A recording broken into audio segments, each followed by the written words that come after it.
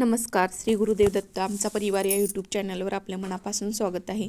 तर आज आहे 13 तारीख आणि आज आहे भोगी आणि उद्या मकर संक्रांती आहे. तर भोगीच्या भाजीसाठी आम्ही सर्व साहित्य नीट करून ठेवलेलं आहे. फळभाज्या, पालेभाज्या हे आहे वटाणा, चपटी शेंग, त्यानंतर सोलाने आहेत म्हणजेच हरभरा, परत घेवड्याची शेंग आहे आणि हे सर्व साहित्य नीट करून ठेवलेलं आहे. आणि आता हे दुसऱ्या दिवशी सकाळी म्हणजे आज सकाळी सगळं साहित्य आम्ही धुवून स्वच्छ कुकरच्या भांड्यामध्ये शिजवून घेणार आहे.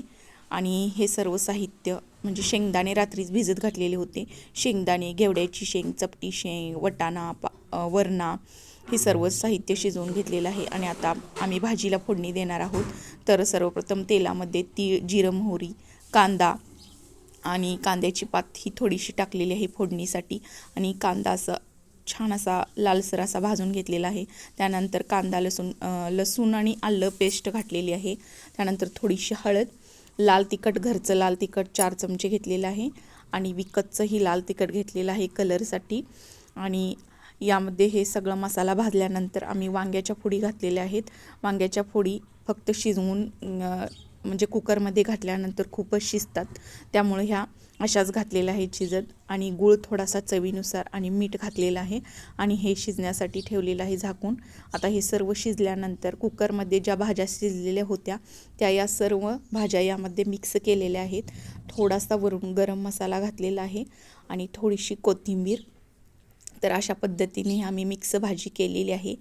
आणि त्यानंतर बाजरीच्या भाकरी तीळ लावून बाजरीच्या भाकरी सर्वांच्यातच केल्या जातात. आम्हीही तीळ लावून बाजरीच्या भाकरी केल्या. आणि बाजरीच्या भाकरी या दिवसात म्हणजे शरीराला उष्णता देतात, त्यामुळे बाजरीची भाकरी ही खावी म्हणतात आणि पौष्टिकसुद्धा असते. तर बाजरीची भाकरी आणि यानंतर आपल्या हळदी कुंकवाच्या म्हणजे सुवासिनींना ज्या भाकरी देतात या भाकरी आम्ही तयार केलेल्या आहेत आणि सर्व भाकरीवरती लावलेलं आहे. आणि नंतर देवाला नैवेद्यसुद्धा दाखवून घेतलेला आहे.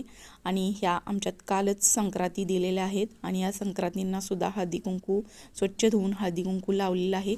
अशा प्रकारे ही भोगीची तयारी. तर तुम्हाला हा व्हिडिओ कसा वाटला हे नक्की कमेंट बॉक्समध्ये सांगा व व्हिडिओला लाईक करा, शेअर करा व सबस्क्राईब करायला विसरू नका. धन्यवाद.